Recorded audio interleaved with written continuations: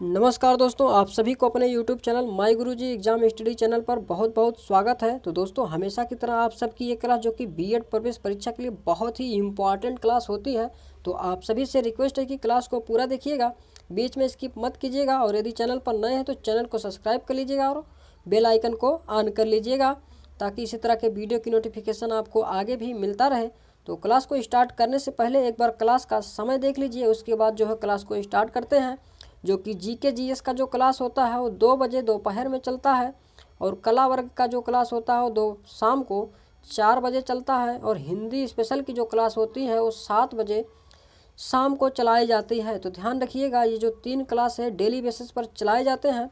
और दोस्तों, अगर आप पीडीएफ भी पाना चाहते हैं तो हमारे टेलीग्राम चैनल से जुड़ जाइए, ताकि आपको वहाँ पर फ्री पीडीएफ जो है आपको मिलता रहेगा। तो चलिए और आज की इस क्लास को स्टार्ट करते हैं, जो कि हिंदी स्पेशल की क्लास रहने वाली है, जो कि इसमें हम कुछ बेसिक जानकारियों को भी बताते हुए चलेंगे।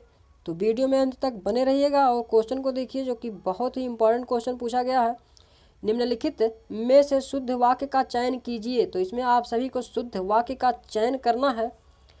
तो इसमें हम बात करते हैं ऑप्शन ए, आयुष और ऋषा बाजार गई। तो यहाँ पर जो गई शब्द दिया गया दोस्तों, यहाँ पर अशुद्ध हो जाएगा। और बात करते हैं ऑप्शन सी, इस कहानी को एक स्त्री लेखिका ने लिखा है। बच्चे ने कहा पापा आ गई। तो यहाँ पर आ गई जो दिया गया है ये दोस्तों गलत हो जाएगा।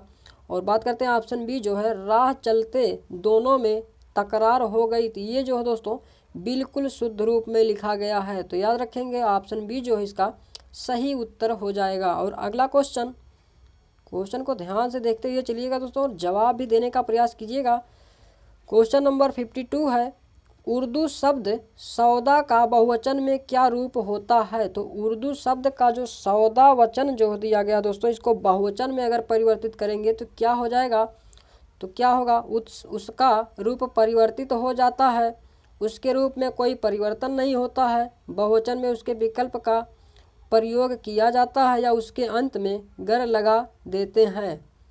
तो जो सौदा शब्द दिया गया दोस्तों, इसका अगर बहुवचन में बनाएंगे दोस्तों, तो ये जो है उसके रूप में जो है कोई परिवर्तन नहीं रहेगा। तो सौदा जो है इसका सौदा ही रहेगा। तो ध्यान रखेंगे जो ऑप्शन बी दिया गया है ये इसका बिल्कुल सही जवाब हो जाएगा। और क्वेश्चन नंबर 53 है, जिन भाववाचक संज्ञाओं के अंत में हट होता है उनका लिंग होता है। तो बताइए, जिन भाववाचक संज्ञाओं के अंत में हट होता है तो उनका लिंग कैसा होता है। तो क्या हो जाएगा, पुल्लिंग, स्त्रीलिंग, नपुंसक लिंग और उभय लिंग। तो इसमें हम बात करते हैं दोस्तों, जो स्त्रीलिंग जो है दोस्तों, जो है हट जो दिया गया दोस्तों, ये स्त्रीलिंग के अंतर्गत हो जाएगा। जैसे बात करते हैं स्त्रीलिंग में खा शब्द हो गया, भाववाचक में खा हो गया, टा हो गया, या फिर वट हो गया, और या फिर हट हो गया। तो ये सब जो अगर अंत में आ जाए तो समझ लीजिए वहाँ पर स्त्रीलिंग होता है। जैसे बात करते हैं आहट शब्द दिया गया है, तो आहट शब्द की बात करते हैं। यहाँ पर देखिए जो आहट शब्द दिया गया है ये जो है स्त्रीलिंग होता है। जैसे झलझलाहट हो गया, चिल्लाहट हो गया। तो ये सब जो होते हैं दोस्तों, ये सब स्त्रीलिंग के अंतर्गत आते हैं। तो ध्यान रखेंगे जो ऑप्शन बी दिया गया है स्त्रीलिंग, ये इसका सही जवाब हो जाएगा। और अगला क्वेश्चन, रात में विचरण करने वाले प्राणी को कहा जाता है। तो सभी लोग जवाब देने का प्रयास कीजिएगा। जो रात में विचरण करने वाले प्राणी को कहा जाता है तो क्या कहा जाता है, तो उसे जो है निशाचर कहा जाता है। क्या कहा जाता है, निशाचर कहा जाता है। तो ध्यान रखेंगे ऑप्शन डी जो है इसमें ये इसका सही उत्तर हो जाएगा। और अगला क्वेश्चन, निम्नलिखित में से कौन सा शब्द तत्सम नहीं है। आप सभी को इसमें तत्सम शब्द बताना है जो कि नहीं है। तो ऑप्शन है उल्लास, उच्छ्वास, निश्वास और उजास। तो इसमें हम बात करते हैं जो उजास शब्द दिया गया है साथियों, ये जो है ये तत्सम शब्द नहीं है। लेकिन बात करते हैं उल्लास, उच्छ्वास और निश्वास की, तो ये जो है ये सब तत्सम शब्द के अंतर्गत आते हैं। तो ध्यान रखिएगा ऑप्शन जो डी दिया गया है उजास, ये जो है तत्सम शब्द नहीं है। और अगला क्वेश्चन, निम्नलिखित में से कौन सा शब्द तत्सम नहीं है। तो इसमें भी आप सभी को तत्सम शब्द बताना है, जो कि इसमें नहीं है वह कौन सा हो जाएगा। तो ऑप्शन है प्रतीत, प्रतीत, प्रतिमान और प्रतिबिंब। तो इसमें जो तत्सम शब्द नहीं है दोस्तों, वह प्रतीत की बात करते हैं। ये जो इस तरह से लिखा गया ये जो है तत्सम शब्द नहीं है। लेकिन बात करते हैं प्रतीत, प्रतिबिंब और प्रतिमान, ये जो तीनों दिए गए हैं दोस्तों, ये सब तत्सम शब्द के अंतर्गत आते हैं। तो ध्यान रखेंगे अगर इस तरह के ऑप्शन एग्जाम में आते हैं तो आप सभी को तत्सम पे लगाना है। और अगला क्वेश्चन देखिए, क्वेश्चन नंबर 57 दिया गया है, निम्नलिखित में से कौन सा शब्द नम का पर्यायवाची नहीं है। तो इसमें जो है दोस्तों आप सभी को नम का पर्यायवाची बताना है, जो कि नहीं है। तो नम की बात करते हैं गीला, भीगा और आर्द्र, ये जो होते हैं ये नम के पर्यायवाची होते हैं। लेकिन आर्द्रा की बात करते हैं, ये जो दिया गया है साथियों, ये जो है नम का पर्यायवाची नहीं होता है। तो ध्यान रखेंगे ऑप्शन जो डी दिया गया है ये इसका बिल्कुल सही जवाब हो जाएगा। और अगला क्वेश्चन, त्रिशंकु होना का उपयुक्त अर्थ है। तो त्रिशंकु होना का जो उपयुक्त अर्थ हो जाएगा क्या हो जाएगा। ऑप्शंस की बात करते हैं, चारों ओर ध्यान होना, किसी और का ना होना, तीन तरफ ध्यान देना, केवल ऊपर देखना। तो सभी लोग जवाब देने का प्रयास कीजिएगा। तो इसमें जो सही जवाब हो जाएगा, त्रिशंकु होना का जो अर्थ होता है साथियों, वह होता है किसी और का ना होना। ये जो होता है त्रिशंकु होने का अर्थ होता है। तो ध्यान रखिएगा ऑप्शन बी जो दिया गया है ये इसका सही उत्तर हो जाएगा। और अगला क्वेश्चन, निम्नलिखित वाक्यों में से संयुक्त वाक्य की पहचान कीजिए। तो आप सभी को इसमें से संयुक्त वाक्य की पहचान करना है। तो इसमें सही जवाब क्या हो जाएगा। तो ऑप्शन दिया गया, ना तुम पढ़ाओगे ना वह पढ़ेगा। तो ये जो दिया गया साथियों, ये जो है संयुक्त वाक्य हो जाएगा। क्या हो जाएगा, संयुक्त वाक्य हो जाएगा। तो ध्यान रखिएगा जो ऑप्शन ए दिया गया है ये इसका सही जवाब हो जाएगा। और बात करते हैं संयुक्त वाक्य किसे कहा जाता है। तो संयुक्त वाक्य ऐसा वाक्य जिसमें दो या दो से अधिक उपवाक्य हो और सभी उपवाक्य प्रधान हो, तो ऐसे वाक्य को जो है दोस्तों वो संयुक्त वाक्य कहा जाता है। तो याद रखिएगा जो ऑप्शन ए दिया गया है इसमें ये इसका सही जवाब हो जाएगा। और अगला क्वेश्चन को ध्यान से देखिएगा दोस्तों और जवाब देने का सभी लोग प्रयास कीजिएगा कि इसमें सही जवाब क्या हो जाएगा। तो रिक्त स्थान के लिए उचित पर्याय का चयन करें। तो हमें ऋषि मुनियों की संतान होने का क्या होना चाहिए, अभिमान होना चाहिए, दर्प, घमंड या फिर गर्व।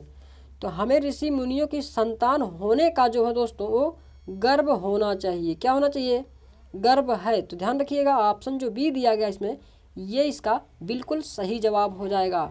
और नेक्स्ट क्वेश्चन,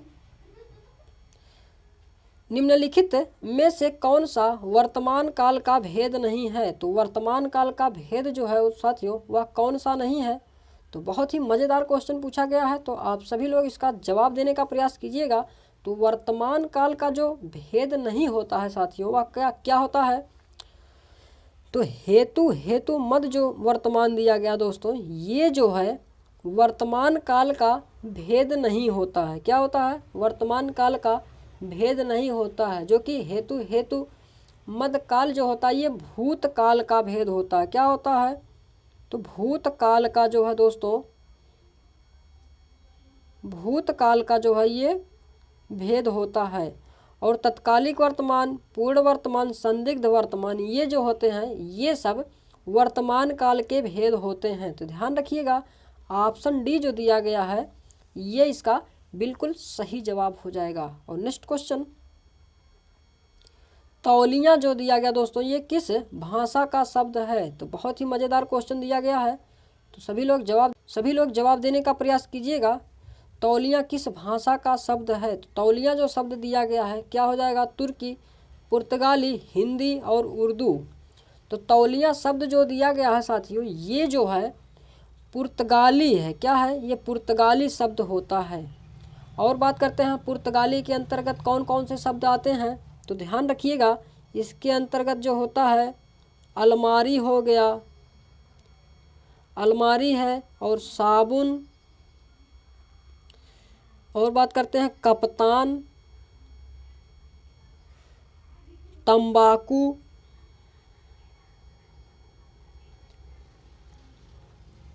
तो ये सब जो होते हैं दोस्तों, ये सब पुर्तगाली के अंतर्गत आते हैं। कौन कौन से? तो अलमारी हो गया, साबुन, कप्तान, तंबाकू या बाल्टी, कमरा, ये सब जो होते हैं साथियों, ये सब पुर्तगाली के अंतर्गत आते हैं। तो ध्यान रखिएगा, अगर इस तरह से एग्जाम में पूछा जाता है तो आप लोग वहाँ पर पुर्तगाली लगाएंगे। तो ठीक, आप सभी को इसका जो ऑप्शन हो जाएगा वो ऑप्शन बी हो जाएगा। और अगला क्वेश्चन,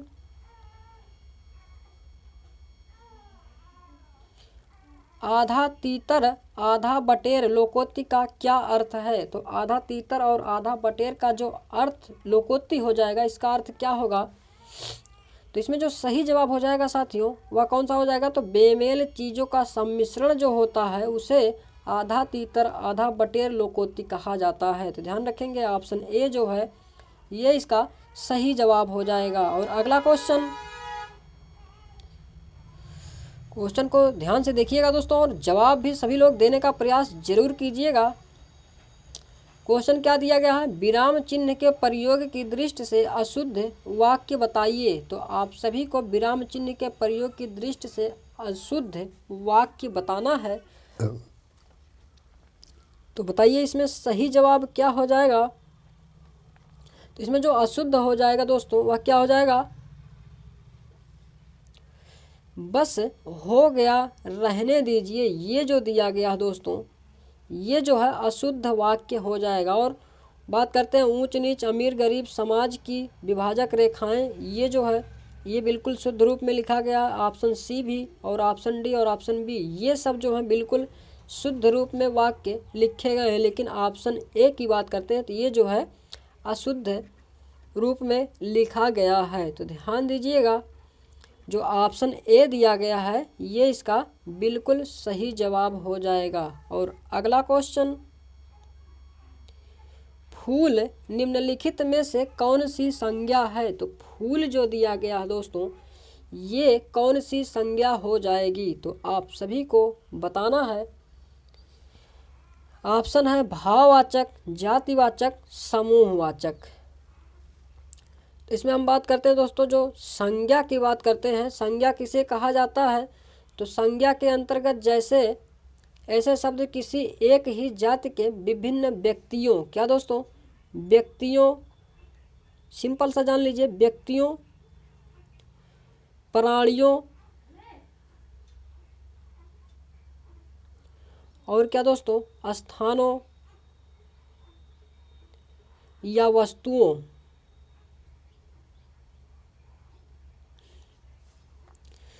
का अगर कहीं पर बोध हो तो वहाँ पर क्या होता है? तो वहाँ पर जो हो जाएगा वो भाववाचक हो जाएगा। क्या हो जाएगा? सॉरी दोस्तों, भाव नहीं, जातिवाचक हो जाएगा। जैसे किसी व्यक्ति का नाम हो गया या किसी प्राणी का नाम आ गया या स्थान का नाम आ गया या फिर वस्तुओं का कोई नाम आ गया तो वहाँ पर जो हो जाएगा वह जातिवाचक संज्ञा हो जाएगा। क्या हो जाएगा? जातिवाचक संज्ञा हो जाएगा। तो याद रखिएगा जो ऑप्शन बी दिया गया है ये इसमें इसका बिल्कुल सही जवाब हो जाएगा। और अगला क्वेश्चन, और दोस्तों अगर वीडियो पसंद आ रहा हो तो एक लाइक करते हुए चलिएगा ताकि हमें भी मोटिवेशन मिलता रहे। क्वेश्चन दिया गया है दिए गए विकल्पों में से सही वर्तनी का चुनाव करें। तो इसमें आप सभी को सही वर्तनी का चुनाव करना है। तो देखते हैं कितने लोग इसमें सही जवाब देते हैं। तो इसमें जो सही जवाब हो जाएगा साथियों वह कर्तव्य निष्ठा जो दिया गया है ऑप्शन सी में ये जो है बिल्कुल शुद्ध रूप में लिखा गया है। तो ध्यान रखेंगे ऑप्शन सी जो है इसका सही जवाब हो जाएगा। और अगला क्वेश्चन, निम्नलिखित में से कौन सा शब्द अनिवार्य का विपरीतार्थक शब्द है? तो अनिवार्य का जो विपरीतार्थक शब्द हो जाएगा वह क्या हो जाएगा आप सभी को बताना है। तो इसमें जो अनिवार्य का विपरीत अर्थ हो जाएगा वो वैकल्पिक होता है। क्या होता है? वैकल्पिक जो दिया गया है यह अनिवार्य का विपरीत अर्थ हो जाएगा, या फिर इसे फिर विलोम भी कह सकते हैं। तो ध्यान दीजिएगा, ऑप्शन डी जो दिया गया है ये इसका सही जवाब हो जाएगा। और अगला क्वेश्चन,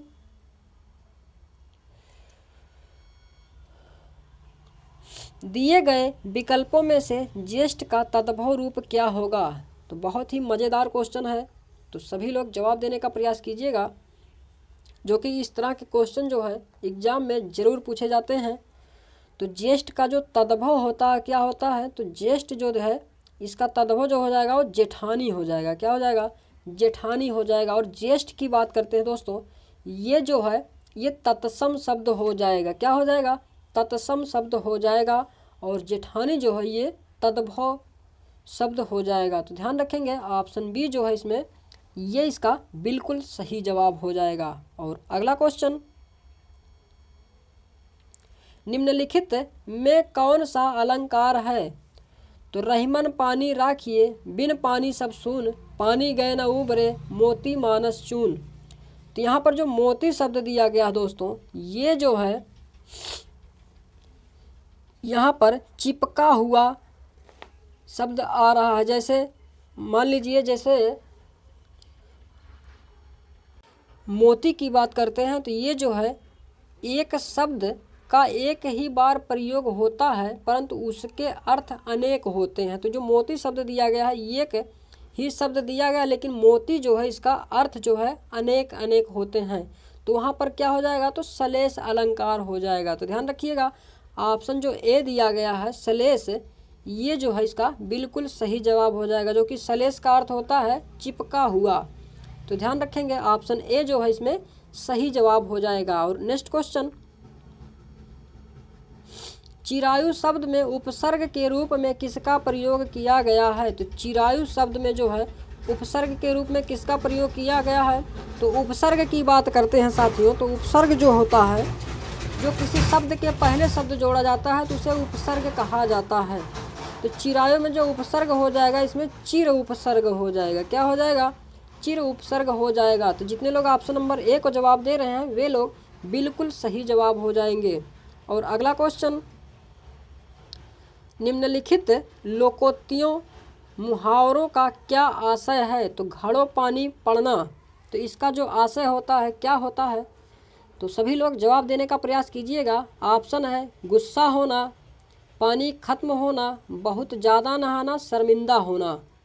तो घड़ों पानी पड़ना का जो अर्थ होता है दोस्तों वह क्या होता है? तो शर्मिंदा होना जो दिया गया है ये घड़ों पानी पड़ना का आशय होता है। तो ध्यान रखेंगे, ऑप्शन डी जो दिया गया है ये इसका बिल्कुल सही जवाब हो जाएगा। और अगला क्वेश्चन, दिए गए विकल्पों में से नीलकमल शब्द समास की किस श्रेणी में आता है? तो नीलकमल जो शब्द दिया गया ये किस समास की श्रेणी में आता है? तो बताने का प्रयास कीजिएगा। तो नीलकमल की बात करते हैं दोस्तों, ये जो हो जाएगा कर्मधारय समास हो जाएगा। क्या हो जाएगा? कर्मधारय समास हो जाएगा। और बात करते हैं कर्मधारय समास किसे कहा जाता है? तो कर्मधारय समास जैसे किसी विशेषण विशेष्य की विशेषता बताई जाती है तो वहाँ पर कर्मधारय समास बताया जाता है। तो याद रखेंगे, जो नीलकमल है यानी कि नीला है जो कमल, तो यहाँ पर क्या हो जाएगा? कर्मधारय समास हो जाएगा। जो कि नीला है जो कमल है, ये विशेषण विशेष्य की विशेषता यहाँ पर बताई जा रही है। तो ध्यान रखेंगे, ऑप्शन बी जो है ये इसका बिल्कुल सही जवाब हो जाएगा। और नेक्स्ट क्वेश्चन,